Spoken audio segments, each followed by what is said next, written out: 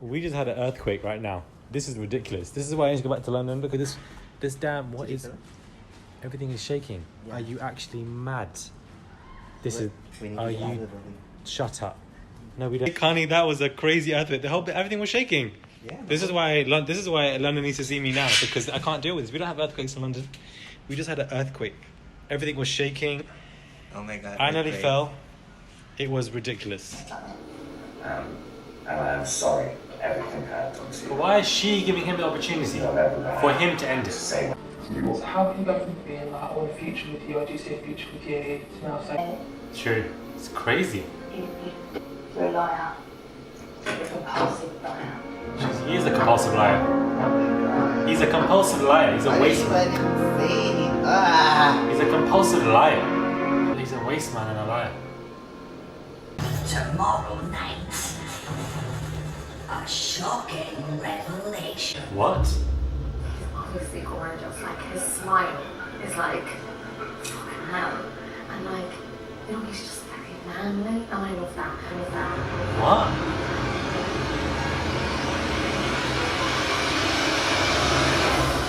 I want him to teach me how to dance. Shut up. Shut up. Shut up. Shut up. Shut up. Shut up. This show is mad. This show is mad. I'm dead. I'm done. We have so much to talk about in this episode. So many different narratives, so many different storylines in each different literal segment of the show. We have so much to talk about. Hey guys, it's Murad Murali. Hope you guys are doing well today. If you haven't already, subscribe to my channel, click that button for daily consistent videos, and follow me on my Instagram at Murad_Murali if you guys want to. Now, where do we even begin with this? Obviously, Amber and Joanna. This is what kicks off first, and I feel like Joanna is irritating me, and the reason why is because somebody has been hurt. Amber, let the girl live. Let the girl be in pain. Like, I don't understand. Somebody has been tremendously hurt in the situation out of all you three, and that is obviously Amber. And you guys are surprised that she's reacting. You guys are surprised that she's in pain. You guys are surprised that she's obviously, acting a bit weird. She's allowed to. She's entitled to her feelings. And I feel like out of all three of them, she has been the most mature. I don't know why you have this energy to remark her as somebody who is childish and immature, but you're very dismissive of Michael having the same kind of problematic childish antics. I don't understand why you're so blindsided by that, but by Amber, you can easily let her know that she's XYZ, yet you claim to have remorse for her, yet you claim to have empathy for her, but you clearly don't, because if you did, you wouldn't be throwing these jabs XYZ. The moral of the story is this, Joanna and Michael are not winning the show. So really and truly, they can just exit to the left because they're done. And I feel like she is quite irritating me. Only reason is because she expects Amber to have this kind of perfect, happy face and emotion. Like, let the girl live. Let the girl breathe. Let the girl be in pain, because that is exactly what she's in. She's in pain. Let it go. She's entitled to her feelings. She called you a dead thing. It is what it is. Why are you acting like she decided to push you or hit you or got physical with you? People say these things, X, Y, Z, all the time. She's in her emotions and her feelings. If you can understand and that she is in her feelings, as you say all the time, why aren't you understanding that you can have empathy for this girl? I don't understand. You say you understand, but you clearly don't. And you completely are dismissive of Michael's behavior. So we have this hypocritical kind of standpoint here, and I feel like their argument got very heated. There's a lot of tension. It was very stressful, but they ironed it out. I'm glad they did. They walked back. The walk back seemed much more calmer than the walk there. They were smiling. It would have been nice if they were holding hands to kind of mess up people's heads, but we have them two who seem to have eased out anything, and I'm kind of glad that Love Island producers put them together to say, you know what, sort this out. Get a few good scenes for us as an audience, but sort this out for you guys, and I'm very glad that they have. We then have now Lucy and Tom and Molly May. Looks like this whole Tommy, Lucy kind of Molly May triangle isn't over yet, and I find that quite interesting. The reason why I really loved this episode is because we have so many narratives. I love it when an episode or a season has interweaving storylines. The Joanna, Amber, Michael scandal, number 1. We have the Anna, Ovi, Jordan scandal, number 2. We have the Molly May, we have the Lucy and the Tommy kind of narrative, number 3. Then we have the Amy and the Curtis narrative, number 4. We have 4 strong storylines going through us that we can be engaged into, because there are different standpoints and perspectives that we are being thrown at and listening to and understanding and engaging. And I love that. I seriously just absolutely love it, because we can just get into so much.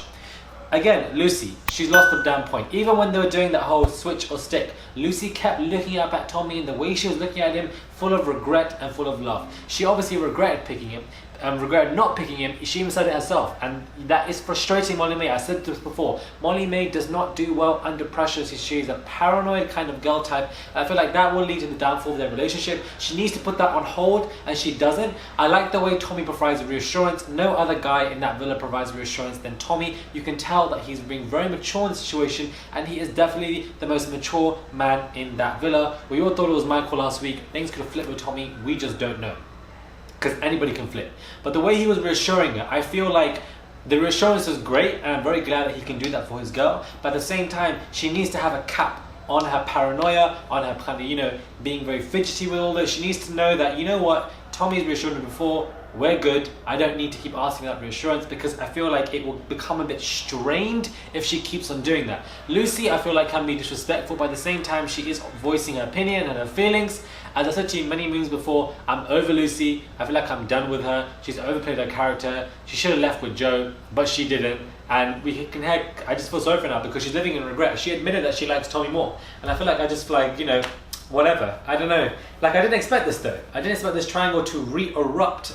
We've had this triangle many times now with Tommy, Lucy, or Tommy and somebody. And the fact that that has re-erupted for us, I find to be quite interesting, because this shows that Lucy's hiding a lot of feelings and emotions. And that I find interesting. In terms of feelings and emotions, we have Anna, who seems to be quite dismissive of Ovi and liking Jordan again. Now, this is quite nice. I feel like Jordan and Anna suit each other better. I feel like they bounce off each other. Again, we're watching editing and we don't know what's being shown to us. But I feel like these two, and perhaps we've seen them for longer, but I feel like these two work well together, better than Anna and Ovi. However, Anna and Ovi look better together.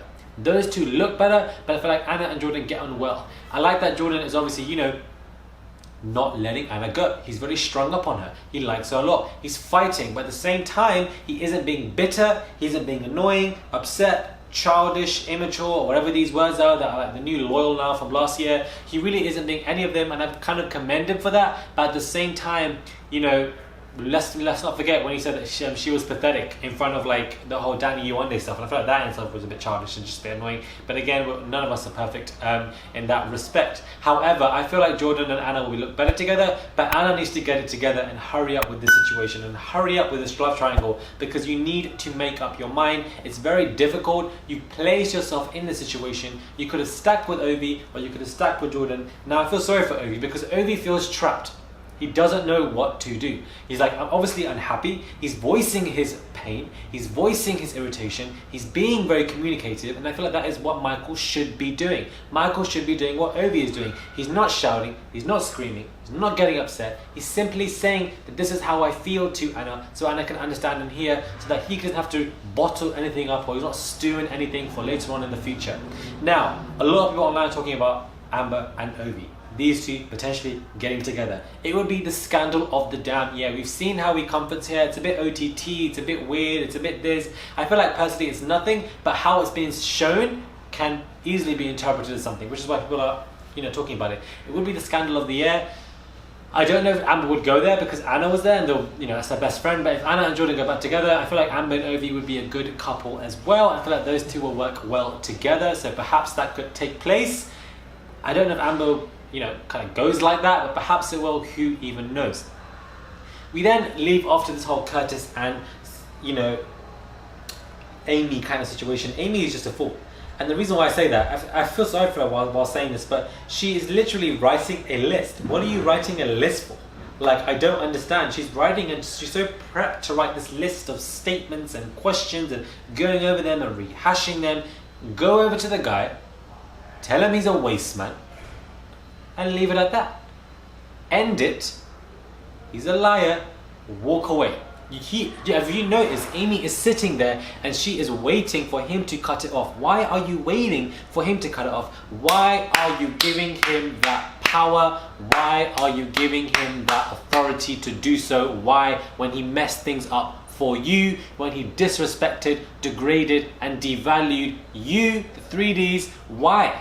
Why are you allowing him to suck it off? Why are you waiting for that opportunity? Why are you giving him the opportunity? He did all this to you. You can end it. You can say whatever he is, but there he was, and he ended it for you. You gave him that power, he took it and he threw it right back in your face again. And I get it, this is their first time being in love, first time in relationships, inexperience, we all learn, live, move on, cool. But at the same time, I feel like what she is missing now is not just lack of experience, but common sense.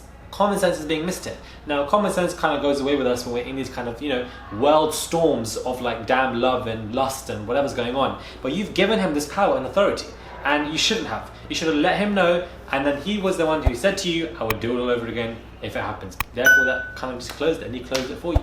And I feel like that's I just feel sorry for her to be doing that, because Curtis could have taken it a whole new level. Curtis could have said, you know what? I like you, whatever, and you could have wrapped her around. I know Curtis, I know Amy, I don't know them, but like I can see how she would have just wrapped around his finger. He would wrap her around his finger, and then she just calls him a liar and walks away. And now we have Maura and Curtis apparently becoming something. Now, part of me is irritated by this because I don't know what the hell this is. Nobody saw this coming. It's very confusing, but at the same time, drama's now settling. The dust is settling now over the Michael Amber stuff, the Curtis and Amy stuff. It is now settling. So when it settles, we as an audience are looking for more narratives, and Maura is there and she is providing them for us constantly, and I feel like she's one of the best characters in the villa. So one part of me is like, what are you doing? The other part of me is like, get in there, Maura, give us the content, give us the narratives, give us the drama.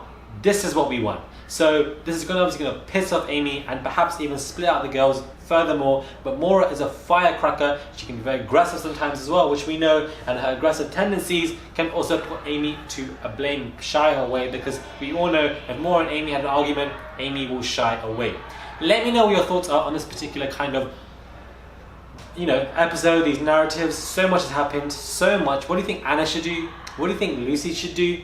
What do you think Ovi should do? What are your thoughts on how Amy handled that situation? What are your thoughts on Maura and Curtis becoming a thing? What the hell is your, I don't even know, child. That really took me off. There literally was an earthquake here earlier today. It was absolutely just insane. First time experiencing one, which I feel like was, scary at the same time. But thankfully I am okay. Please follow me on my Instagram at Murad_Morali. Subscribe to my channel. Click that button for daily and consistent content. And I'll catch you guys soon for another video.